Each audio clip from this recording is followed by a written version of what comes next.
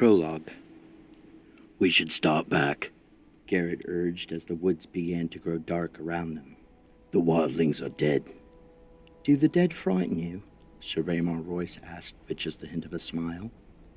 Garrett did not rise to the bait. He was an old man, past 50, and he had seen the lordlings come and go. "Dead is dead," he said. "We have no business with the dead." "Are they dead?" Royce asked softly. "What proof have we?" "We'll solve them," Garrett said. "If he says they are dead, that's proof enough for me." Will had known they would drag him into the quarrel sooner or later. He wished it had been later rather than sooner. "My mother told me that dead men sing no songs," he put in. "My wet nurse said the same thing, Will," Royce replied. "Never believe anything you hear at a woman's tit. There are things to be learned even from the dead." His voice echoed too loud in the twilight forest. "We have a long ride before us," Garrett pointed out. 8 days, maybe 9, and night is falling. Sir Raymar Royce glanced at the sky with disinterest. "It does that every day about this time. Are you unmanned by the dark, Garrett?" Will could see the tightness around Garrett's mouth, the barely suppressed anger in his eyes under the thick black hood of his cloak. Garrett had spent 40 years in the Night's Watch, man and boy, and he was not accustomed to being made light of. Yet it was more than that. Under the wounded pride, Will could sense something else in the older man. You could taste it, a nervous tension that came perilous close to fear. Will shared his unease. He had been 4 years on the wall. The first time he had been sent beyond, all the old stories had come rushing back, and his bowels had turned to water. He had laughed about it afterward.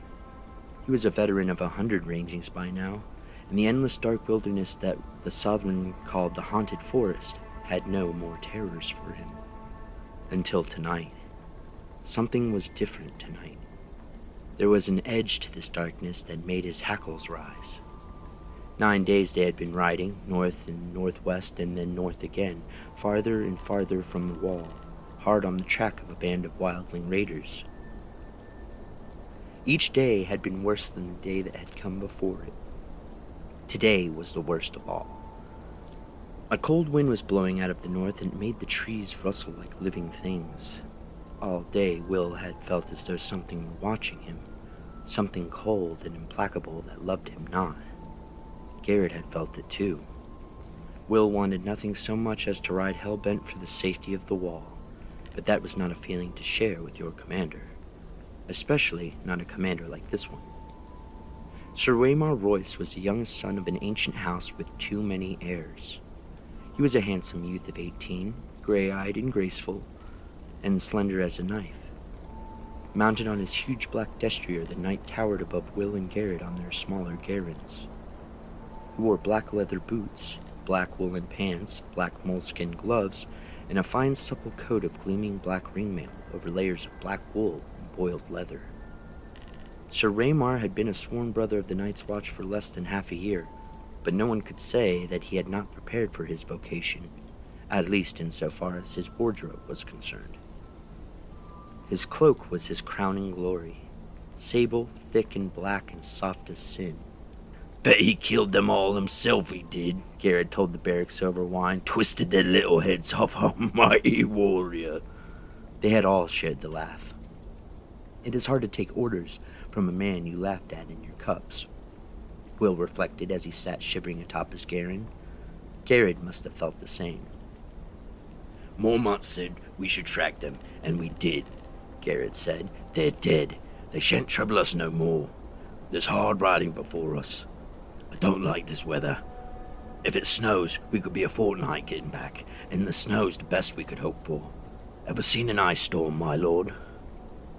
The lordling seemed not to hear him. He studied the deepening twilight in that half-bored, half-distracted way he had.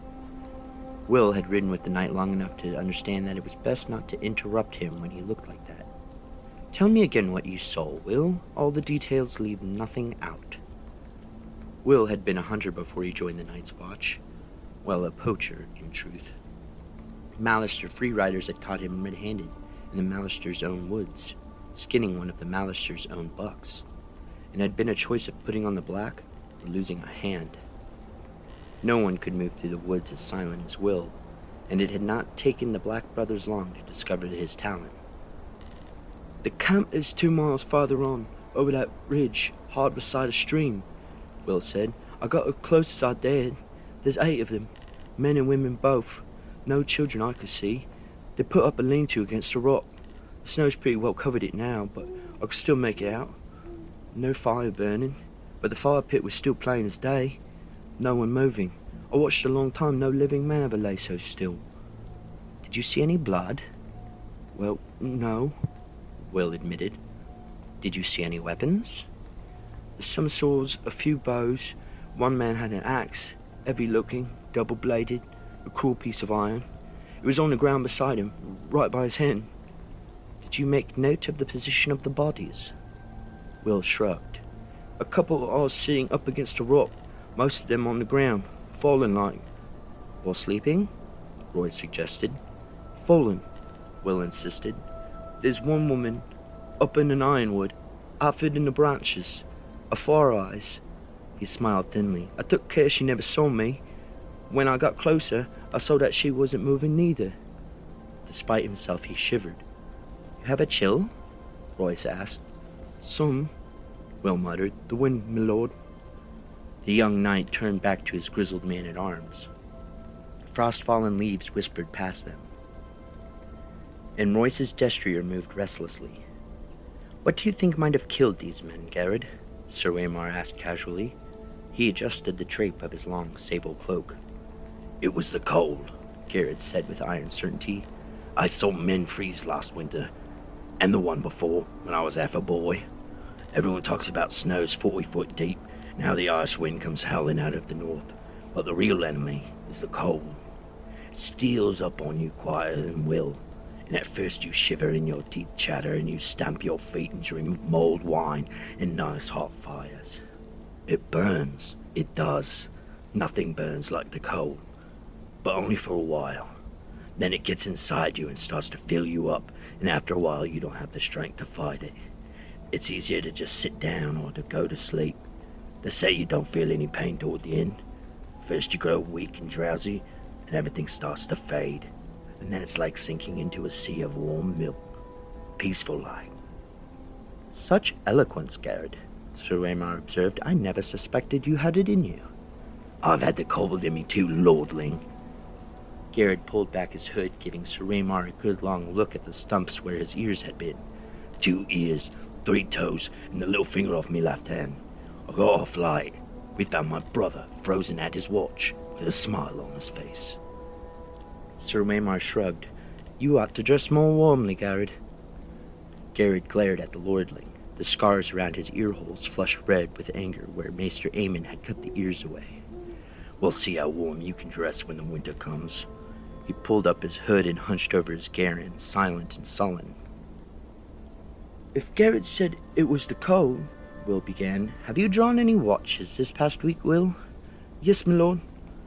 There never was a week when he did not draw a dozen bloody watches. What was the man driving at? "And how did you find the wall?" "Weeping," Will said, frowning. He saw it clear enough, now that the lordling had pointed it out. "They couldn't have froze. Not if the wall was weeping. It wasn't cold enough." Royce nodded. "Bright lad. We've had a few light frosts this past week and a quick flurry of snow now and then, but surely no cold fierce enough to kill 8 grown men. Men clad in fur and leather, let me remind you, with shelter near at hand, and the means of making fire." The knight's smile was cocksure. "Will, lead us there. I would see these dead men for myself." And then there was nothing to be done for it. The order had been given, and honor bound them to obey. Will went in front, his shaggy little Garen picking the way carefully through the undergrowth. A light snow had fallen the night before, and there were stones and roots and hidden sinks lying just under its crust, waiting for the careless and the unwary. Sir Waymar Royce came next, his great black destrier snorting impatiently. The warhorse was the wrong mount for ranging, but try and tell that to the lordling. Garrett brought up the rear. The old man-at-arms muttered to himself as he rode. Twilight deepened. The cloudless sky turned a deep purple, the color of an old bruise, then faded to black. The stars began to come out.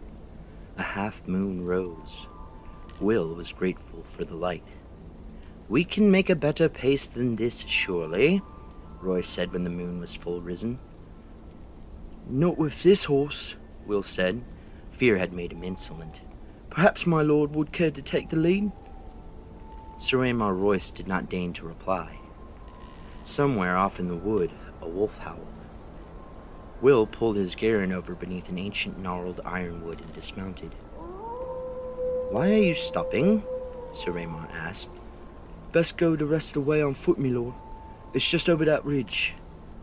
Royce paused a moment, staring off into the distance, his face reflective. A cold wind whispered through the trees. His great sable cloak stirred behind like something half alive. "There's something wrong here," Garrett muttered. The young knight gave him a disdainful smile. "Is there?" "Can't you feel it?" Garrett asked. "Listen to the darkness." Will could feel it. 4 years in the Night's Watch, and he had never been so afraid. What was it? Wind, trees rustling, a wolf. Which sound is it that unmans you so, Garrett? When Garrett did not answer, Royce slid gracefully from his saddle. He tied the destrier securely to a low-hanging limb, well away from the other horses, and drew his longsword from its sheath. Jewels glittered in its hilt, and the moonlight ran down the shining steel. It was a splendid weapon, castle-forged and new-made from the look of it. Will doubted it had ever been swung in anger. "The trees press close here," Will warned. "That sword will tangle you up, my lord. Better a knife." "If I need instruction, I will ask for it," the young lord said. "Garrett, stay here, guard the horses." Garrett dismounted. "We need a fire. I'll see to it." "How big a fool are you, old man? If there are enemies in this wood, a fire is the last thing we want." "There's some enemies a fire will keep away," Garrett said. "Bears and direwolves and other things." Sir Raymar's mouth became a hard line. "No fire." Garrett's hood shadowed his face, but Will could see the hard glitter in his eyes as he stared at the knight. For a moment he was afraid the older man would go for his sword. It was a short, ugly thing, its grip discolored by sweat, its edge nicked from hard use. But Will would not have given an iron bob for the lordling's life if Garrett pulled it from its scabbard. Finally, Garrett looked down. "No fire," he muttered low under his breath. Royce took it for acquiescence and turned away. "Lead on," he said to Will. Will threaded their way through a thicket, then started up the slope to the low ridge where he had found his vantage point under a sentinel tree. Under the thin crust of snow, the ground was damp and muddy, slick footing with rocks and hidden roots to trip you up. Will made no sound as he climbed. Behind him he heard the soft metallic slither of the lordling's ringmail, the rustle of leaves, and muttered curses as reaching branches grabbed at his longsword and tugged on his splendid sable cloak. The great sentinel was right there at the top of the ridge where Will had known it would be, its lowest branches a bare foot off the ground. Will slid in underneath, flat on his belly in the snow and the mud, and looked down on the empty clearing below. His heart stopped in his chest. For a moment he dared not breathe. Moonlight shone down on the clearing, the ashes of the fire pit, the snow-covered lean-to, the great rock, the little half-frozen stream. Everything was just as it had been a few hours ago. They were gone. All the bodies were gone. "Gods!" he heard behind him. A sword slashed at a branch as Sir Raymar Royce gained the ridge. He stood there beside the sentinel, long sword in hand, his cloak billowing behind him as the wind came up, outlined nobly against the stars for all to see. "Get down!" Will whispered urgently. "Something's wrong!" Royce did not move. He looked down at the empty clearing and laughed. "Ha ha! Your dead men seem to have moved camp, Will." Will's voice abandoned him. He groped for words that did not come. It was not possible. His eyes swept back and forth over the abandoned campsite, stopped on the axe, a huge double-bladed battle axe, still lying where he had seen it last, untouched. A valuable weapon. "On your feet, Will," Sir Raymar commanded. "There's no one here. I won't have you hiding under a bush." Reluctantly, Will obeyed. Sir Raymar looked over him with open disapproval. "I am not going back to Castle Black a failure on my first ranging. We will find these men." He glanced around. "Up the tree. Be quick about it. Look for a fire." Will turned away wordless. There was no use to argue. The wind was moving. It cut right through him. He went to the tree, a vaulting gray-green sentinel, and began to climb. Soon his hands were sticky with sap and he was lost among the needles. Fear filled his gut like a meal he could not digest. He whispered a prayer to the nameless gods of the wood and slipped his dirk free of its sheath. He put it between his teeth to keep both hands free from climbing. The taste of cold iron in his mouth gave him comfort. Down below, the lordling called out suddenly. "Who goes there?" Will heard uncertainty in the challenge. He stopped climbing. He listened. He watched. The woods gave answer. The rustle of leaves, the icy rush of the stream, a distant hoot of a snow owl. The others made no sound. Will saw movement from the corner of his eye, pale shapes gliding through the wood. He turned his head, glimpsed a white shadow in the darkness. Then it was gone.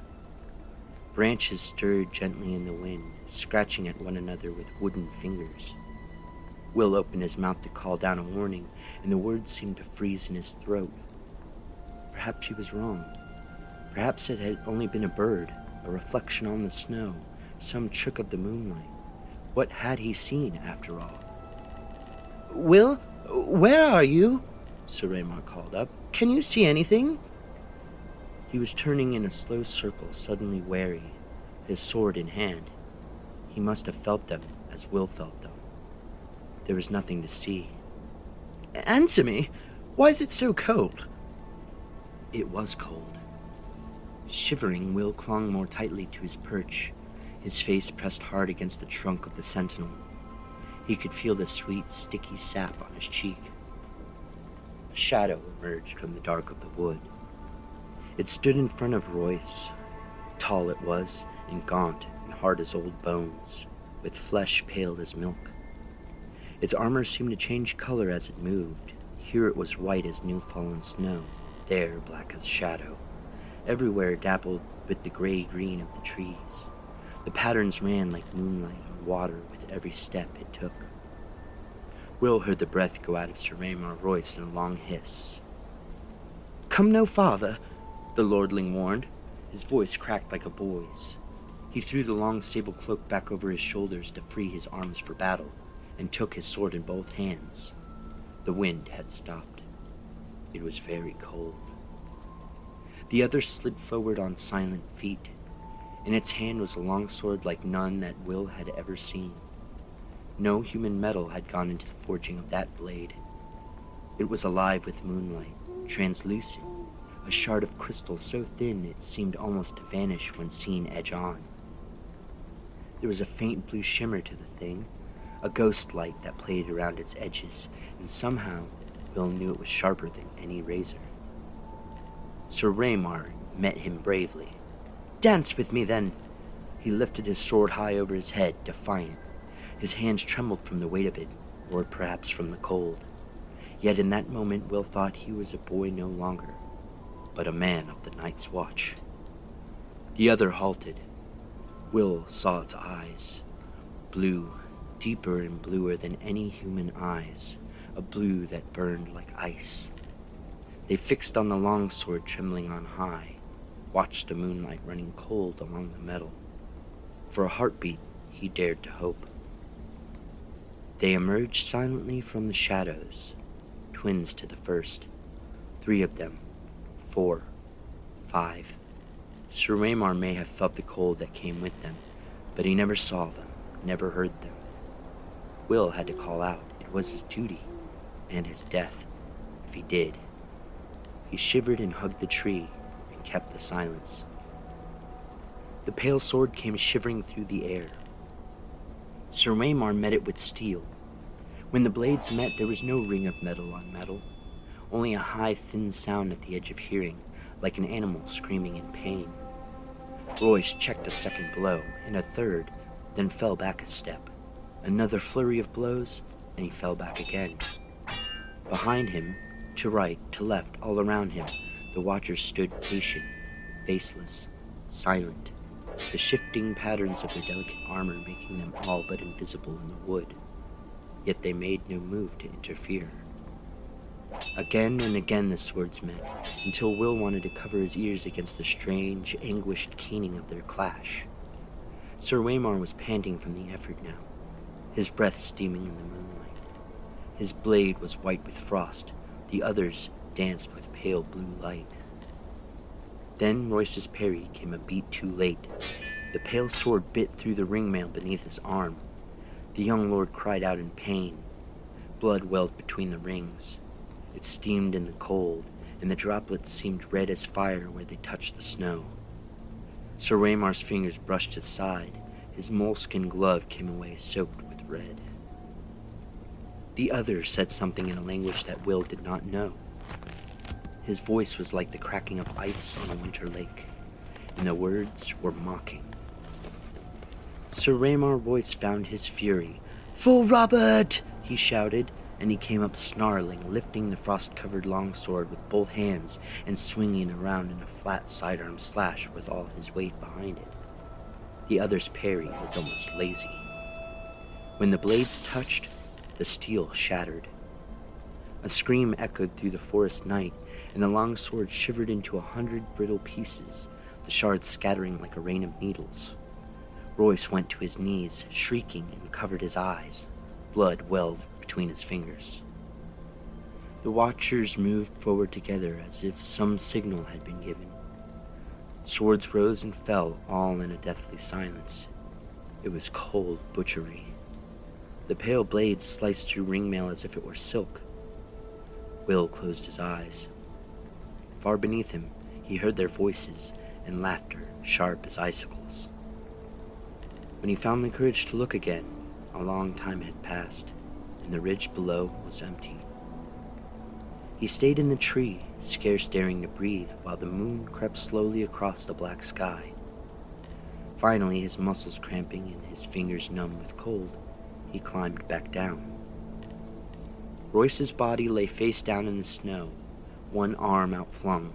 The thick sable cloak had been slashed in a dozen places. Lying dead like that, you saw how young he was. A boy.